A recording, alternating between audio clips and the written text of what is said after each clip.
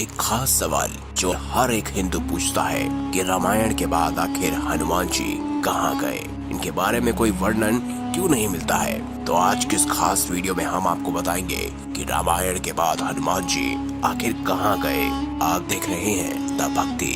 अगर अभी तक आपने हमारे चैनल को सब्सक्राइब नहीं किया तो सब्सक्राइब अवश्य कीजिए और बेल आइकन जरूर दबाएं। आज भी जब हिंदू बातों में सबसे ज्यादा शक्तिशाली योद्धाओं का नाम लिया जाता है तो सबसे पहले हनुमान जी का नाम लिया जाता है। उनकी अपार शक्तियों की कोई सीमा नहीं थी। रामायण में भी हनुमान जी ने अपनी शक्ति और भक्ति का बखान किया था। हनुमान भगवान शिव का रुद्र अवतार थे और रामायण में भी उन्होंने अपनी भक्ति और शक्ति को अपने उच्चतम स्तर तक नहीं पहुंचाया, नहीं तो स्थिति में लंका का विनाश होना तय था। हनुमान जी को अमरत्व का वरदान प्राप्त था और वो कलयुग के अंत तक इस दुनिया में विराजमान रहेंगे।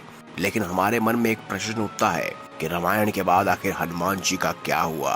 हनुमान जी आप कहाँ हैं? दरअसल दोस्तों, रामायण के बाद महाभारत में भी 2 बार हनुमान जी के होने की बात की गई। पहली बार जब भीम जंगल में थे तो रास्ते में उन्हें एक बुजुर्ग वानर मिला। भीम ने उसे अपने रास्ते से हटने से कहा, लेकिन उस वानर ने कहा कि तुम हटा दो तो मैं हट जाऊंगा। भीम ने अपनी पूरी शक्ति लगा दी, लेकिन वह उस वानर को हिला नहीं सके और तभी भीम समझ गए कि ये कोई साधारण वानर नहीं है। फिर भीम की मांग पर उस वानर ने अपना असली रूप दिखाया और वह थे हनुमान जी, और इस तरह उन्होंने भीम का घमंड चकनाचूर किया। और दूसरी बार वह अर्जुन के रथ के ध्वजा पर विराजमान थे, जिसकी वजह से अर्जुन का रथ कभी भी ग्रस्त नहीं हुआ।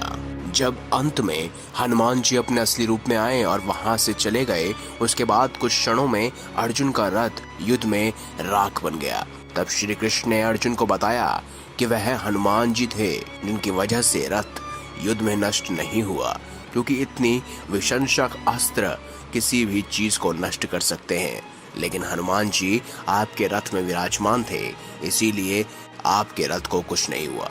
इसके बाद दुनिया में कई हिस्सों में हनुमान जी को देखे जाने की बातें आपने सुनी होंगी, जैसे चीन, इंडोनेशिया, कंबोडिया में भी हनुमान जी के अलग अलग नामों से हनुमान जी की कहानियां सुनाई जाती हैं। अफ्रीका से लेकर अमेरिका तक शक्तिशाली वानर होने की बातें कहते हैं। 14वीं सदी में ऋषि माधवाचार्य ने भी हनुमान जी के साक्षात भेंट होने की बात की थी और 17वीं सदी में तुलसीदास ने भी माना था कि हनुमान जी ने उन्हें रामायण का हिंदी अनुवाद करने को कहा है। इसके बाद से लोगों ने हनुमान जी को देखा, कई लोगों ने उनके किस्से भी सुनाए और कई लोगों ने दावा भी किया कि उन्होंने हनुमान जी के साथ एक पूरा दिन व्यतीत किया है। हर किसी का यही कहना था कि हनुमान जी आज भी वहां पर जाते हैं जहां पर सच्चे मन से श्री राम नाम लिया जाता है। श्रीलंका में उनके पैरों के निशानों को आज भी उनका स्वरूप माना जाता है।